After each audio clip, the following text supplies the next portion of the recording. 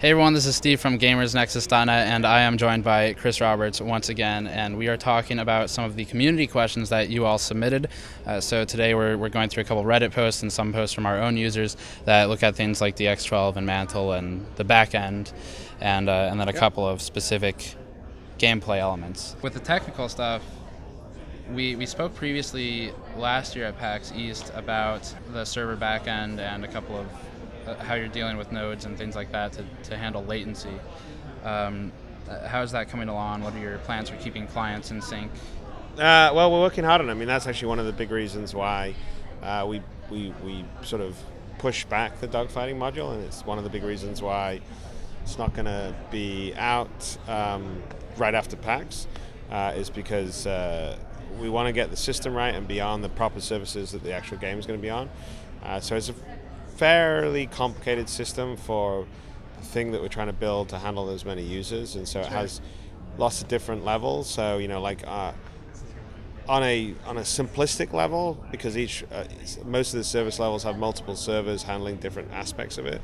There's going to be sort of three levels. One, the universe level, which is, if you think of the universe server, which is actually going to be a cluster of servers, but let's just say the universe server, it holds basically all the players and what they have, and then sort of general status, likes, dislikes, and general location. And then the next level down is what we call the system servers, which is basically a server that's sort of handling the system, star system part. So star system part would basically be in charge of all the players that will be in that star system and matchmaking them when they sort of cross each other's paths.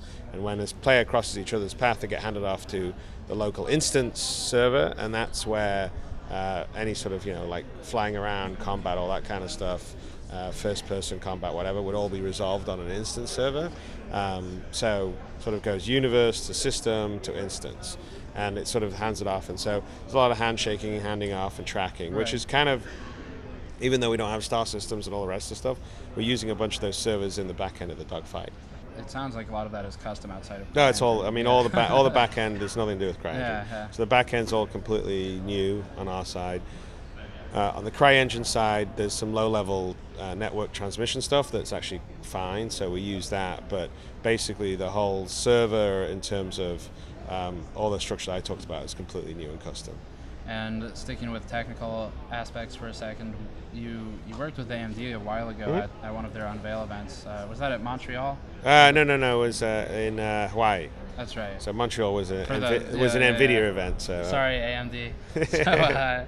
So that was for the Hawaii card update, and they were pushing Mantle pretty heavily at the time. You said you were planning to use it.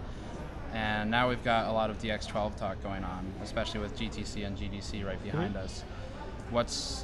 How is CIG working to? Well, we're going to support both of them. Mantle and DX12. I mean, we supported Mantle because we're a big believer in getting rid of all the bloat in the operating system and just getting straight to the metal. One of the big problems in PC development is you have sort of Windows sitting between you and your hardware, and it's a big resource bloat, and it gets in the way. And especially sort of on the game side, and in today's game world where everyone's on multi-core CPUs, DX11 is not particularly well set up for handling multitasking or being very efficient in that case. So one of the things Mantle did was allow you to do that. So draw calls are a big problem on PC games in terms of the reason why a console like an Xbox One or a PS4 can match, say, some PCs with much less powerful hardware is because they don't have all this operating system and stuff. So they can do they can do they can do 10,000 plus draw calls a frame, whereas on a PC you start to get bottlenecked CPU wise by 3,000-4,000 draw calls, even though the PC could have a much more powerful GPU sitting in it. So Mantle and now DX12, I mean, I'm quite happy because I think a lot of people supported Mantle, and that sort of forced the hand of Microsoft to kind of do something with DirectX. That's kind of my whole goal, was I hate this, we need this sort of stuff, so I'm supporting it. and you can sort of see what's happening now. Everyone's like, oh, we better get on this bandwagon or else we'll get left behind. But it's just going to make for better games, and so that means that you can have more draw calls per frame and a higher frame rate, which means more detailed scenery, characters, environments, objects. Better all around. Yeah, and we need it for Star Citizen because our ships are incredibly detailed, our characters are incredibly detailed, our environments are going to be incredibly detailed. So we're going beyond what people call next gen in terms of face count. If I could. What was your polygon count on character models, some of the smaller ships? Well, sort of our character models are probably 90 to 100,000. Like something like the Hornet's probably about 300,000 or so. Something like the Constellation's 1.5 million.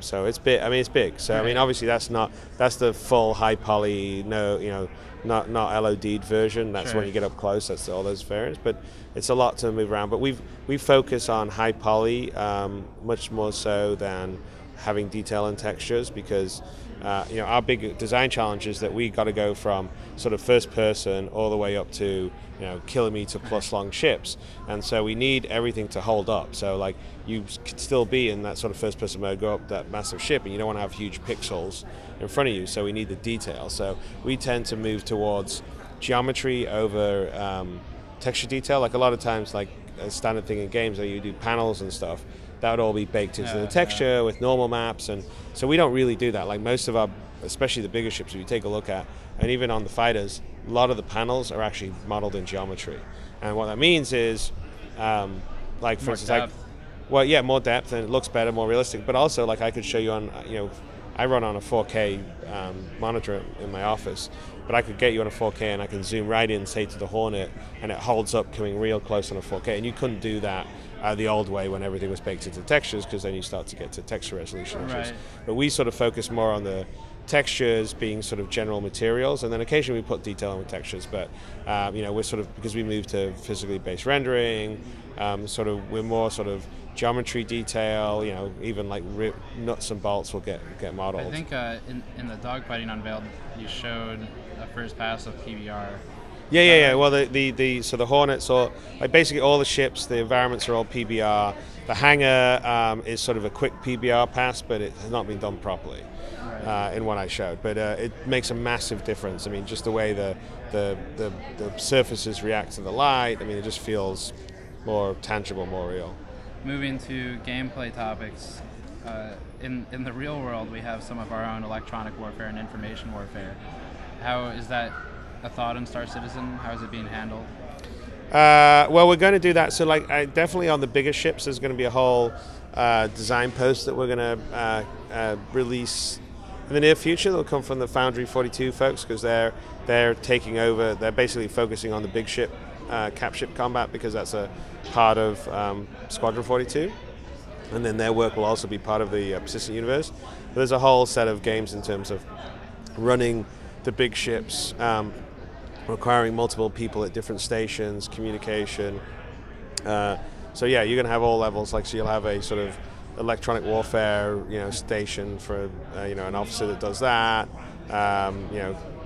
Combat air patrol kind of commander, engineering, helm. So there's going to be a whole bunch, and there's a lot of stuff that you can do during like battles or combats in the bigger ship. So in some ways, the big ship combat is almost like another game. So we're going to have the fighter stuff that you sort of will see in the V1 of the dogfighting, but the big sort of combat capital ship stuff will be a lot of fun too. So I'm kind of looking forward to later on where we sort of have all that up and working, and hopefully teams of people will be like one running on a big ship, and then like people running on fighters, and it would be cool. We'll see. My next question was going to be about how you are planning to keep multi-crew combat interesting, and that sort of covers some of that. Oh yeah, there you go.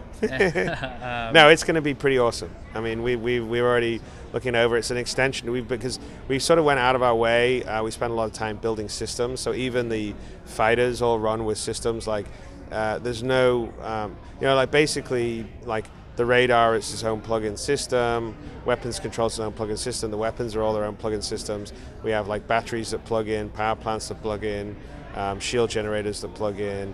the lights that you see on the vehicle, you see on the Hornet, they're actually all self-aware items too. So anyone, like the Hornet itself, I think flies around with about 60 different items plugged into it. So most of the functionality of all the spaceships comes with the items, right? So whether it's firing a gun, the computers to do it, your avionics, the intelligent flight control, they're all items to plug in. Sure. So what that means, and they all plug into a system that they share their data via pipes. So we have the basic pipes. One is a power pipe, one is a fuel pipe, one is a data or CPU pipe, and one is a heat pipe. And they sort of plug into this system. And they can all be upgraded and customized. Yeah. Right? So like you plug a power plant in, right, and so it feeds the power pipe. But you plug a weapon in, it draws energy, like a laser draws energy from the power plant. Or a light draws energy from the power plant, right? So it's just like a building. Like a PC building. And then what happens is, say, if the part of your ship that had the power plant gets blown off, there'll be no power going into the pipe. All the weapons and lights will go dark. So there's not like code in there that says, oh, if this happens, then do this. It's basically they just, they have their own rule set, which is like, okay, I need this much power to operate. If I have between this much and this much power, I only operate at so much efficiency. Below this, I can't operate. That's pretty much how most of the items are set up. So it sort of just all falls out of the system as parts blow off or whatever. It will affect your dynamics. So the intelligent flight control system, obviously, if some of your thrusters are blown off in combat, then you won't be able to correct your attitude of flight as well. So it's a really nice sort of system-based approach. So it's not really custom code at all, and then that extends really well to the big ships, because they use the same thing. It's just that now on one of those aspects you just have like a whole station that's dedicated to tweaking and controlling it and stuff. And so there'll be extra things, like on a big ship you'll be able to sort of redirect power when, say, the left side of your ship's being destroyed. You can redirect power away from the power lines that went there to the power lines on the right side of the ship to make sure power gets to the turrets in the back, that kind of thing. And that'll be part of the sort of gameplay that'll happen. Through a UI, I guess, in the ship command. There's different. There's all different stations that you can sit down and control, and there'll be some level of running around and having to patch things or plug in a new fuse or that kind of stuff. So it should be some pretty cool gameplay. Thoughts on Espionage? I think we've talked of the organizations. We're going to have some level of support for people to do some level of spying. Yeah, just because it's fun. Yeah, it's like all those stories you hear about all the Eve stuff. Yeah. So with figuring out population count in general for the game as a whole, is the plan sort of to, I guess there's a data server everyone connects to for the persistent universe. Yes. And then you're still just dropping players in and out based on PvE, PvP settings?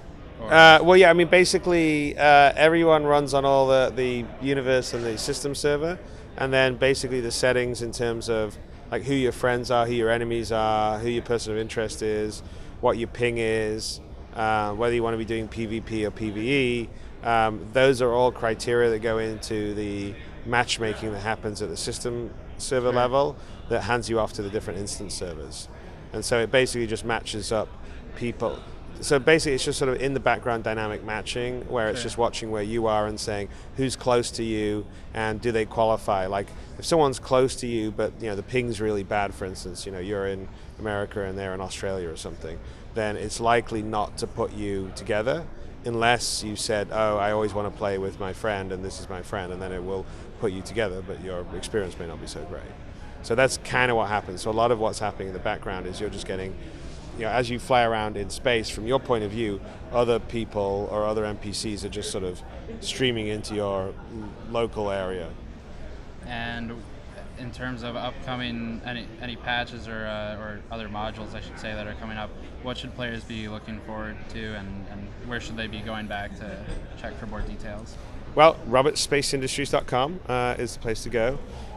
We will be releasing the dogfight module pretty soon, which will also include a little bit of an upgrade for the hangar module.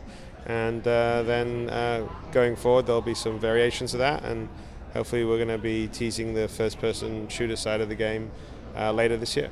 And more detail on that below. We've already got a video up about first-person shooting elements. Once again, thank you for all of your time. You're welcome. And check all the links. Check robertspaceindustries.com, and we will see you all next time. Thank you guys for your time.